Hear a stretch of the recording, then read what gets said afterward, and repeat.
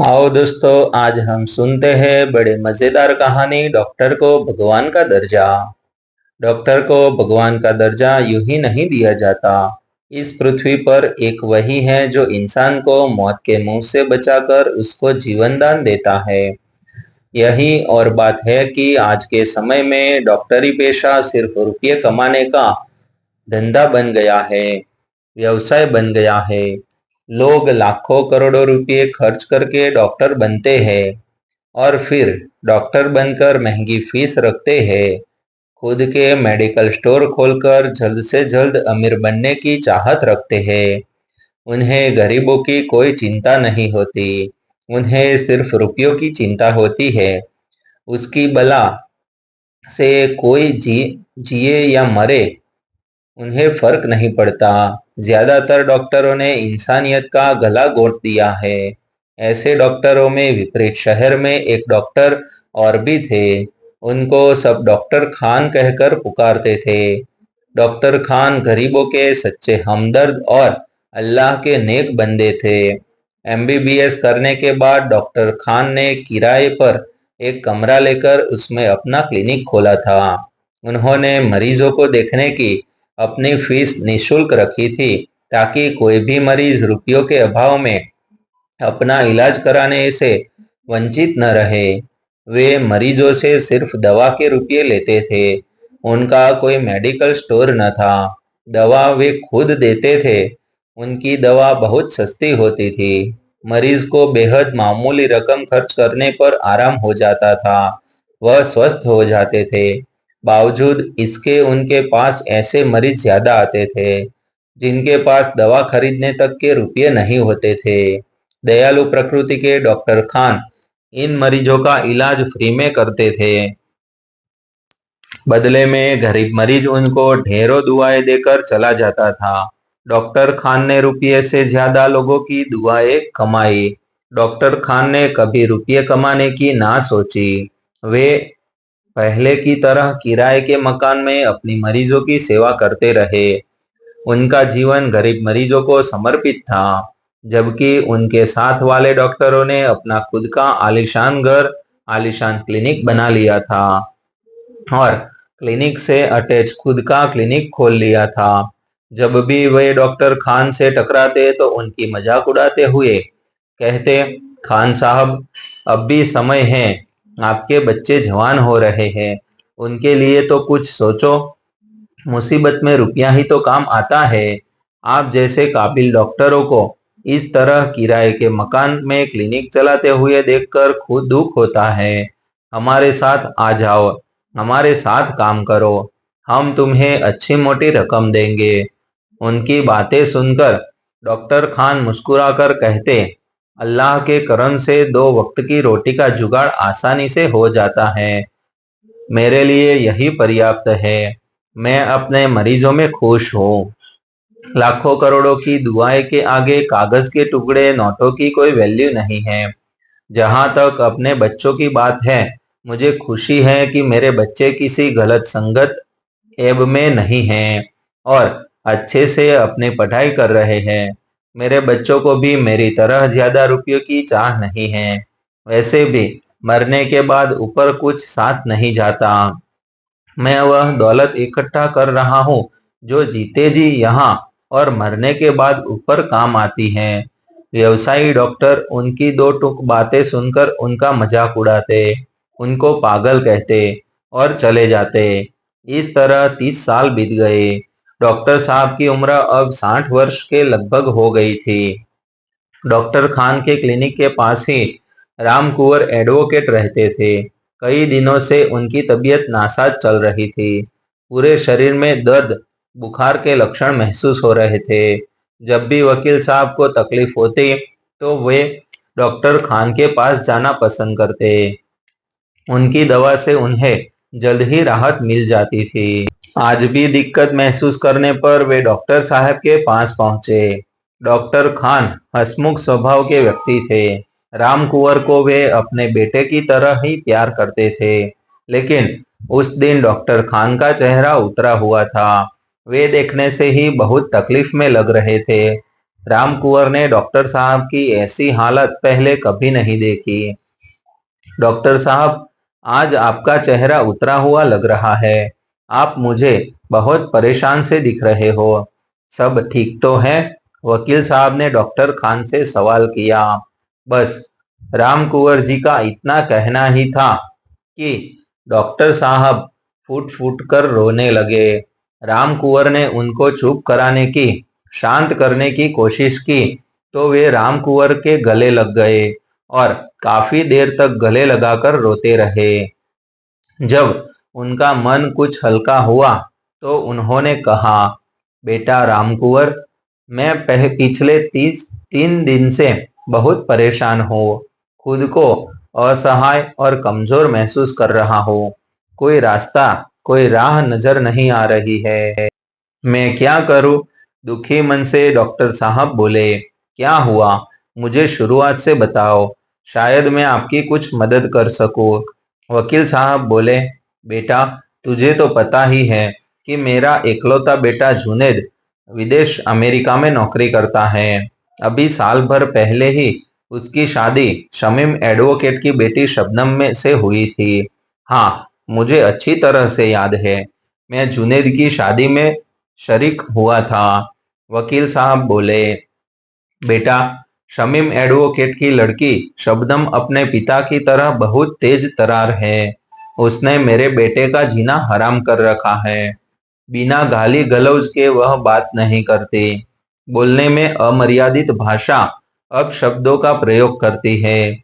Shamim advocate ने मेरे साथ धोखा किया।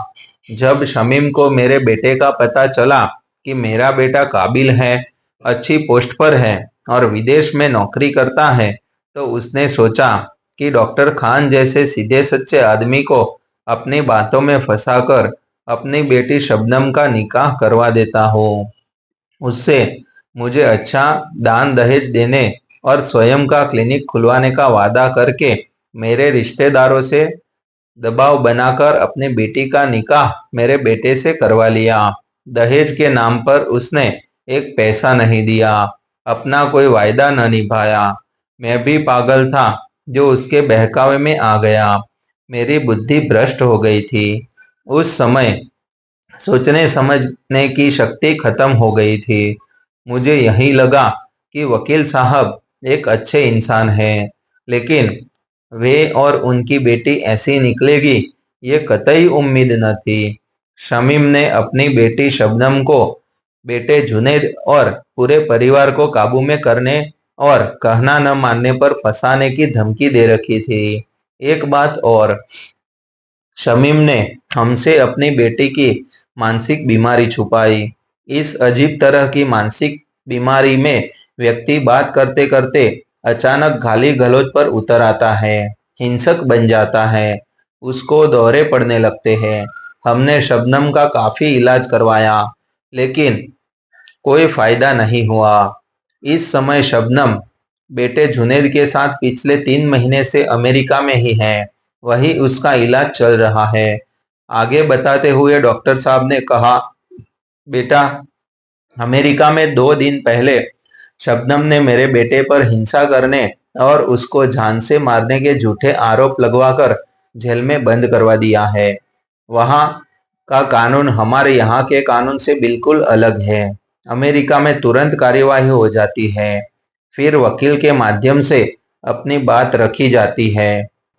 जबकि हमारे भारत में जब तक आरोप सिद्ध ना हो जाए, आरोपित व्यक्ति जेल नहीं जा सकता। मेरा बेटा जुनैद पिछले 3 दिन से अमेरिका की जेल में बंद है। मुझे यह भी नहीं पता कि उस बदतमीज लड़की ने मेरे बेटे को किन किन धाराओं में जेल में बंद करवाया है। पिछले 2 दिनों से मेरा बेटे जुनैद से कोई बात या संपर्क नहीं हो पा रहा है। मैं क्या करूं?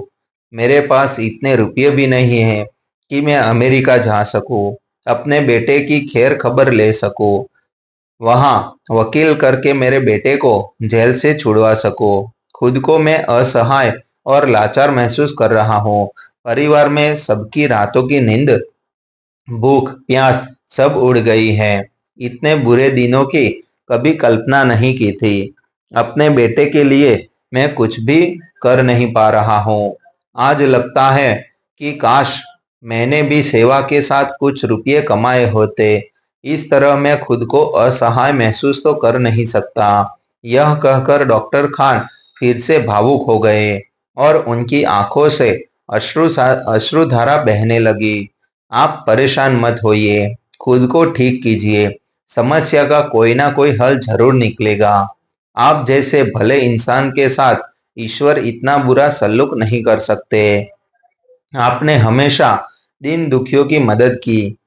उनकी दुआओं के असर से सब ठीक होगा। मैं भी ईश्वर से प्रार्थना करता हूँ कि जुनैद सकुशल हो, जल्द ही जेल से बाहर आ जाए।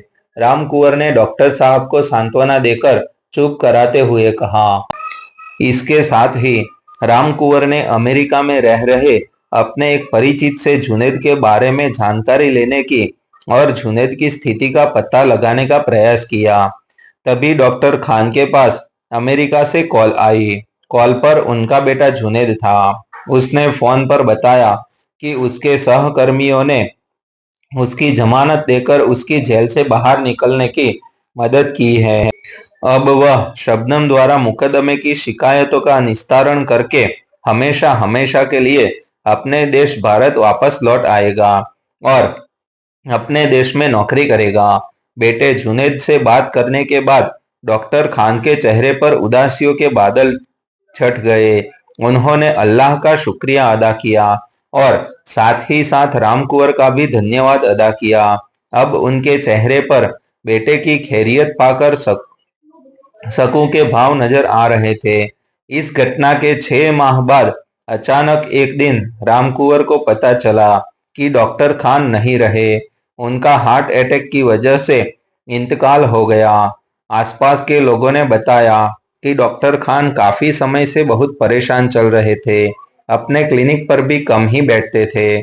उनकी परेशानी का कारण शमीम एडवोकेट थे। उन्होंने डॉक्टर खान पर और जुनैद पर बहुत सी धाराओं में बेटी शबनम को दहेज हेतु प्रताड़ित करने, हिंसा करने के विभिन्न मुकदमे दर्ज करवा रखे थे। डॉक्टर खान पर और जुनैद पर बहुत सी धाराओं में बेटी शबनम को दहेज हेतु प्रताड़ित करने लगे। हिंसा करने के भी विभिन्न मुकदमे दर्ज करवा रखे थे। इसका कारण यह था कि अमेरिका से वापस आकर जुनैद ने शबनम से परेशान होकर तलाक दे दिया था। अब आए दिन कोर्ट कचहरी में चक्कर काट काट कर झूठे मुकदमों से परेशान होकर वह ज्यादा सोचने की वजह से उनको अटैक पड़ गया।